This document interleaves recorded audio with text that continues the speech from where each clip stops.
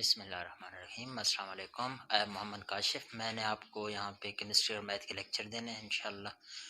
और सबसे पहले आप हमारा यूट्यूब चैनल को सब्सक्राइब कर लें और बेल आइकन पे क्लिक करके ऑल पे क्लिक करें ताकि जितनी भी हमारी आने वाली वीडियो हैं उनको नोटिफिकेशन आपको मिल सके।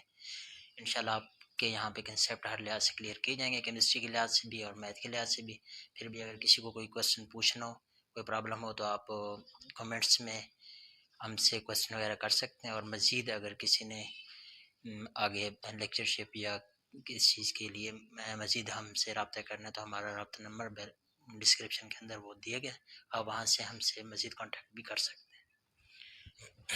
सबसे पहले केमिस्ट्री की डेफिनेशन पे आ जाते हैं। केमिस्ट्री की डेफिनेशन में हम लिखते हैं it is branch of science.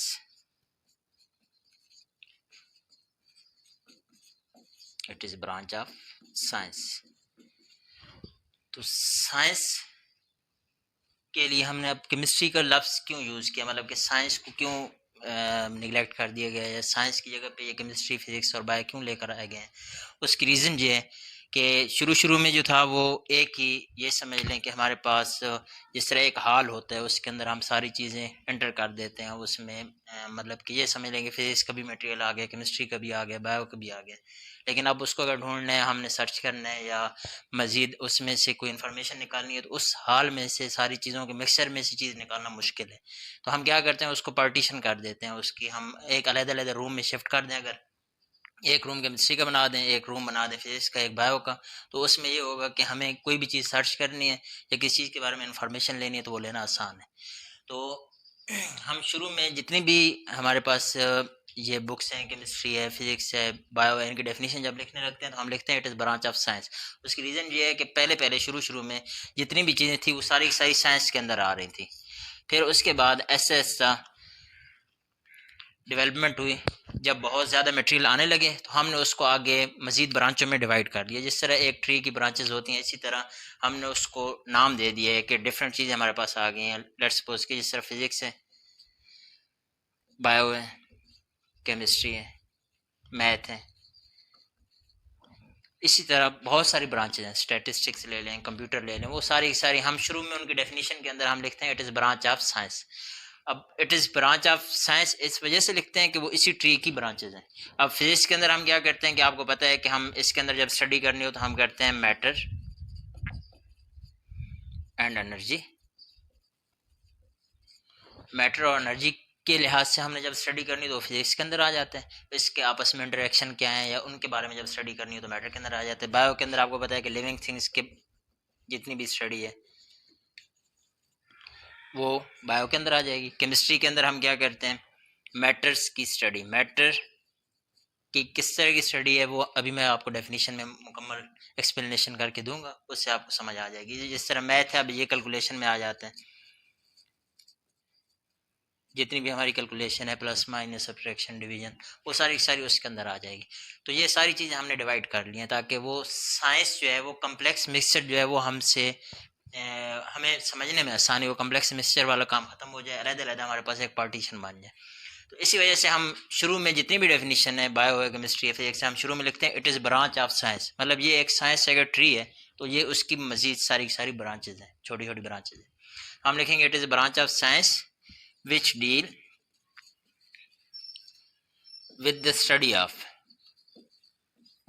Study किस चीज़ की करेंगे, अब स्टडी जो है हम मैटर की करते हैं, स्टडी ऑफ मैटर। और मैटर क्या है ये भी आगे मैं आपको एक्सप्लेन करता हूँ। मैटर की कौन कौन सी चीज़ें स्टडी करेंगे। मैटर सबसे पहले आप मैटर के बारे में देखेंगे कि इसकी कंपोजिशन किस किस्म की है, ये किस किस चीज़ से बना हुआ है। फिर आप उसका स्ट्रक्चर देखते हैं, मैटर का स्ट्रक्चर किस किस्म का है।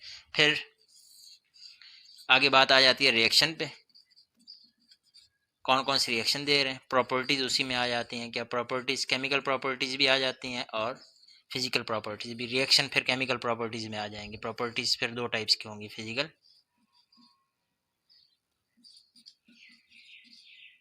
और केमिकल।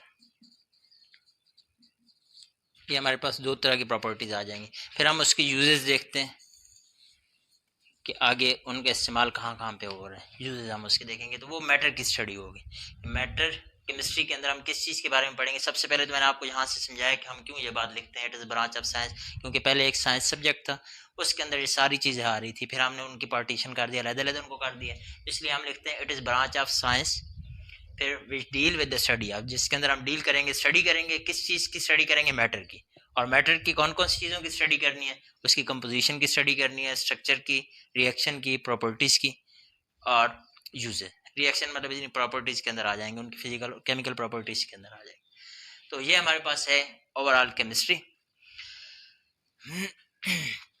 फिर नाइन्थ का जो कोर्स है,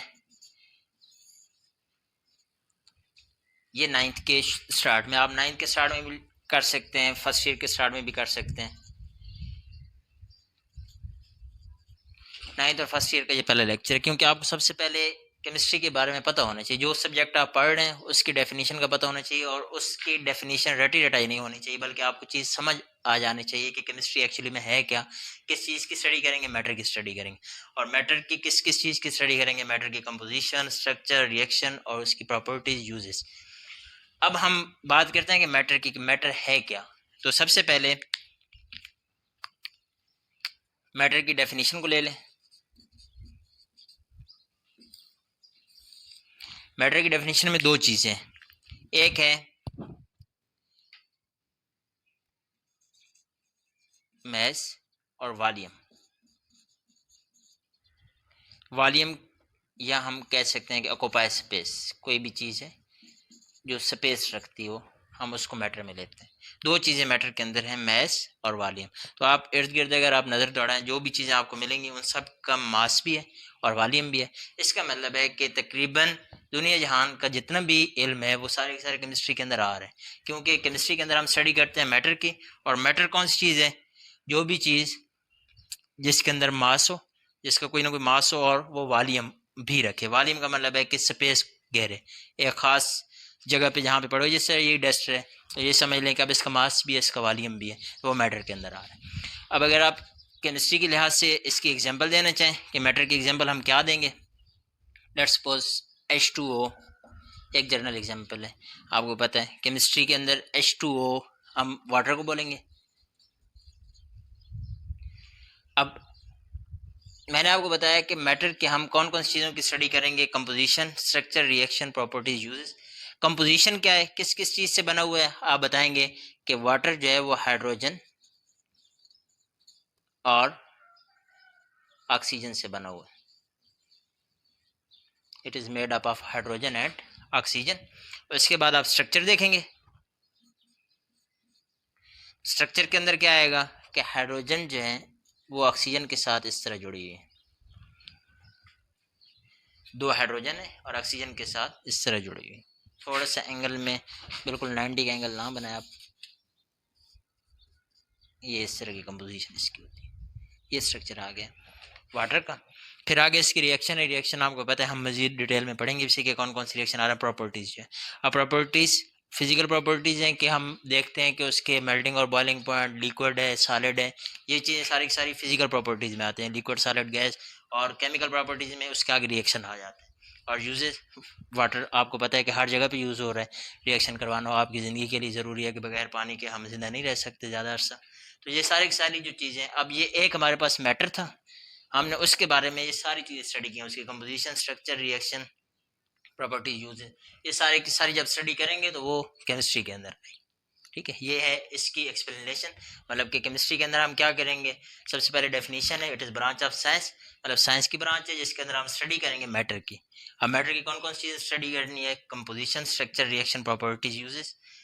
अब जब मैटर के बारे में पता होगा तो हम ये चीज़ें स्टडी कर सकते हैं। तो मैटर की डेफिनेशन आपके माइंड में होनी चाहिए। मैटर क्या है कि mass and volume, everything which having mass and volume, कोई भी चीज़ जो मैस रखती है और वॉल्यूम रखती है वो मैटर के अंदर आएगी। और अब एग्जांपल अगर आपने देनी है कि वैसे अगर कोई एग्जांपल पूछ ले कि केमिस्ट्री के लिहाज से कौन सी एग्जांपल हम दे सकते हैं, तो आप जनरली कोई भी एग्जांपल दे सकते हैं। हमारे पास सिंपल जो एग्जांपल है वो वाटर की है, H2O।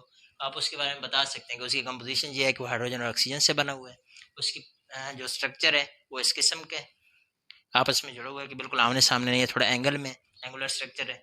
उसके बाद प्रॉपर्टीज़ की बात करें तो आपके पास दो तरह की, मैंने आपको बताया, फिजिकल और केमिकल प्रॉपर्टीज़ हैं। फिजिकल प्रॉपर्टीज़ में आप बता सकते हैं कि वाटर जो है एक लिक्विड है, उसके मेल्टिंग बॉइलिंग पॉइंट जो है 100 डिग्री सेंटीग्रेड होता है, फ्रीजिंग पॉइंट 0 डिग्री सेंटीग्रेड होता है। ये सारी की सारी फिजिकल प्रॉपर्टीज़ आ जाएंगी। देखने में किस तरह कलरलेस होते हैं।